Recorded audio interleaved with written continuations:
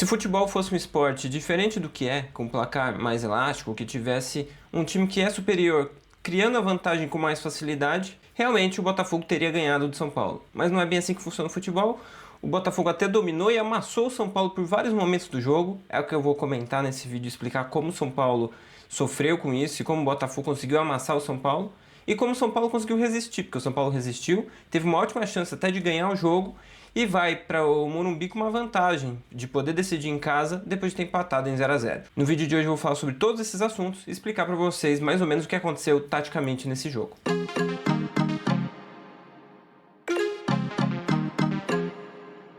Olá pessoas, tudo bem com vocês? Eu sou Rodrigo Seixas, esse é o meu canal de futebol, onde eu analiso futebol. Se você gosta desse tipo de conteúdo e acha interessante, eu já aconselho você a curtir o vídeo, se inscrever no canal aqui, porque é o tipo de assunto que eu trato aqui, falo bastante sobre essa parte mais tática do jogo, sobre esse lado mais aprofundado dos jogos, para tentar entender um pouco mais o que acontece, principalmente na parte estratégica dos jogos. Então, direto para o jogo, direto para o que aconteceu na partida, o Botafogo foi a campo com um time mais parecido com o que tem sido o titular nessa temporada. Se a gente pensar na última fase, onde o Botafogo eliminou o Palmeiras, só teve duas mudanças nas duas laterais, entre o Alex Telles no lugar do Cuiabano e o Vitinho no lugar do Ponte. Então, é um time que tem a mesma base de jogo dos outros jogos, que gosta de atacar rápido, que gosta de amassar o adversário, criando muitas chances. É um time que cria muitas oportunidades. Fez isso contra o Corinthians no fim de semana, onde conseguiu marcar os gols, mas dessa vez não conseguiu. E como é que levou superioridade diante do São Paulo? O São Paulo foi a campo num 3-4-3, sistema que o São Paulo já usou em alguns jogos, como por exemplo o Palmeiras no Allianz Parque. Priorizou jogadores mais altos para tentar ganhar as bolas de cabeça e ganhou muitas bolas de cabeça. Só que a chave do jogo foi exatamente essa: o Botafogo ganhar, não necessariamente ganhar de cabeça as bolas, mas ganhar a segunda bola.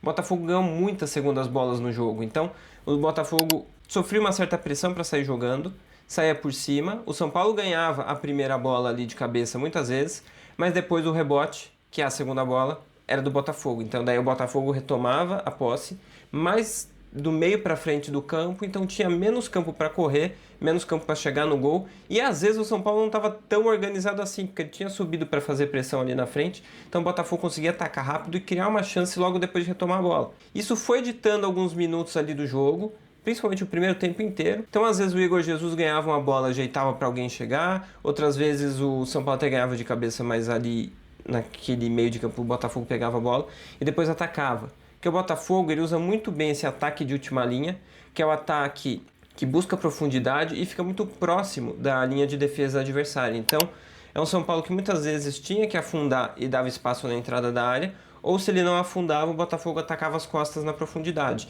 Então o Botafogo ele conseguiu ir criando muitas chances assim.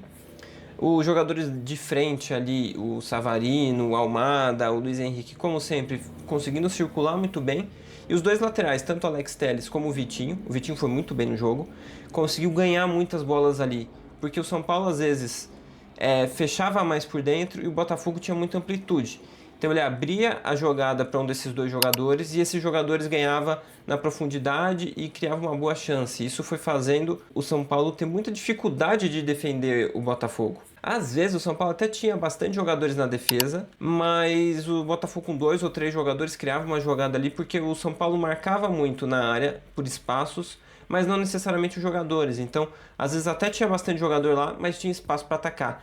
Então isso o Botafogo foi aproveitando e foi criando chances, e foi complicando o jogo para o São Paulo, e foi criando uma chance atrás da outra, e por pouco não fez 1 a 0. O Almada chuta muito bem colocado algumas vezes ali, uma delas vai na trave. O Botafogo tem chances em bola parada também, o Botafogo muito bom em bola parada nessa temporada, e foi criando chances, mas isso, conforme o jogo foi passando, foi criando uma ansiedade no Botafogo. O Botafogo nem sempre tem essa ansiedade, né? O Botafogo tem 45 gols no Campeonato Brasileiro, é o melhor ataque. Então é um time que sabe fazer gol, sabe criar muitas chances. Nesse jogo criou várias, finalizou mais de 20 vezes, teve 4 chances claras.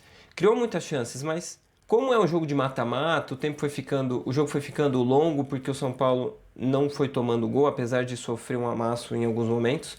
E o Botafogo acho que foi, de certa forma, cansando e também ficando mais impaciente, mais ansioso durante o jogo. E na segunda etapa o São Paulo entrou no jogo.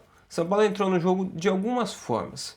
Primeiro, ele foi dobrando mais a marcação do lado de campo, então o Botafogo, que usava bastante amplitude, começou a ter um pouco menos de vantagem quando abria a jogada para o lado do campo, porque tinha mais coberturas. Isso foi tirando um pouco essa vantagem do Botafogo. Outra coisa que aconteceu também no jogo foi que o São Paulo passou a marcar um pouco menos alto, então o São Paulo não subia tanto para marcar alto, o Botafogo não dava tanto um passe longo, criar uma jogada de disputa de cabeça e depois ganhar uma segunda bola. Isso aconteceu menos no segundo tempo, porque o São Paulo subiu menos para pressionar. Não sei o quanto isso foi um pedido, o quanto isso foi um cansaço do São Paulo também no jogo, mas isso ajudou o São Paulo, porque o São Paulo subia menos para pressionar lá em cima, o Botafogo cobrava tiro de meta menos para frente, dava menos chutões para frente e ganhava menos segundas bolas, porque o São Paulo encaixou um pouco mais também essa marcação de segundas bolas e também conseguiu, de certa forma, ganhar um pouco mais por ter um time mais compacto. Então conseguiu segurar um pouco mais o Botafogo, que no primeiro tempo até saiu muito bem pelo chão, conseguia sair da pressão bem, criar boas chances, no segundo tempo menos. Mas teve também uma mudança interessante do São Paulo, que foi o sistema. Assim como contra o Palmeiras, começa com 3 zagueiros, depois faz uma linha de 4, nesse jogo também, o Wellington Rato entra no lugar do Rafinha, o time passa a jogar no 4-2-3-1, que é o sistema mais usado nessa temporada, né? E o São Paulo ficou melhor no jogo. Passou a dominar um pouco mais a posse de bola, passou a tirar um pouco mais da pressão, passou a não ser mais amassado. O Botafogo até criou chances, mas em momento algum do segundo tempo, da metade para frente, né, depois que entra o Wellington Rato, o São Paulo é amassado no jogo. O São Paulo até cria chances e o Botafogo começa a ficar um pouco mais distraído na marcação. A melhor chance do São Paulo no jogo é um cruzamento para o Caleri. E naquele lance o Botafogo marca mal, ele não se concentra tanto na marcação. Depois os jogadores até discutem ali sobre quem tinha que estar marcando o Caleri, mas o São Paulo consegue fazer um cruzamento e o Caleri finaliza livre. O São Paulo poderia ter feito o gol ali e ganhado o jogo ali, mas ali você vê que o São Paulo tá melhor, tá dentro do jogo, e o Botafogo tá se distraindo mais no jogo. Contra o Palmeiras foi um time que se distraiu totalmente, que ficou totalmente inseguro na fase final ali do mata-mata, e por muito pouco o jogo não foi para os pênaltis. Então é um Botafogo que em alguns momentos ainda tem esses apagões e tem um pouco mais de dificuldade de se concentrar na partida. Acho que é um ponto que o Botafogo precisa corrigir para o Campeonato Brasileiro e principalmente para o mata-mata, porque 2, 3 minutos de distração do Botafogo no Morumbi na volta, por exemplo, pode significar a eliminação do Botafogo. Então a gente vai para o jogo da volta. O São Paulo, no final das contas, se deu melhor do que o Botafogo, por mais que o Botafogo tenha jogado melhor esse jogo. São Paulo sai feliz porque ele não perdeu, diferente do Palmeiras que jogou fora e perdeu, e depois teve que buscar uma vantagem, até em alguns momentos conseguiu. O São Paulo não precisa buscar nenhuma vantagem, tá zerado. São Paulo só joga na casa dele, que é o Morumbi, que vai estar lotado, numa daquelas noites de Libertadores que é bem tradicional para São Paulo. Então o São Paulo ele pode botar uma pressão no Botafogo, que pode sentir essa pressão no jogo, e aí ver o que vai acontecer, porque o Botafogo tem feito ótimos jogos, acho que é o melhor time do Brasil em desempenho até agora na temporada, mas o São Paulo também sabe jogar, tem um técnico muito bem estrategista, que sabe montar bem o time, vai ter a força do Morumbi, então acho que dá até para dizer que o favoritismo mudou um pouquinho para o São Paulo. O São Paulo tem um pouco do favoritismo agora, e o Botafogo vai ter que fazer bons jogos de novo, né? Vai ter que jogar bem como sabe jogar na temporada. E vale lembrar que o São Paulo perdeu do Atlético Mineiro em casa na Copa do Brasil. Então dá para criar uma certa esperança no Botafogo de conseguir um resultado fora. Não só pelo espelho do Atlético, mas também pelo desempenho que o Botafogo tem na temporada, né? Então o Botafogo é um time que joga muito bem, pode buscar um resultado fora de casa, mas o São Paulo tem totais condições. Então acho que eu vejo um confronto muito aberto. Um pouquinho de favoritismo porque o São Paulo joga em casa, mas um Botafogo que tem tudo para conseguir um resultado e chegar numa semifinal de Libertadores, que não é algo comum para a história do Botafogo. Do São Paulo é muito mais comum, mas essa temporada do Botafogo tem sido muito boa, o Botafogo tem jogado um futebol muito interessante, e vamos ver o que acontece nesse duelo. Então esse foi o vídeo sobre São Paulo e Botafogo, lado mais tático e estratégico.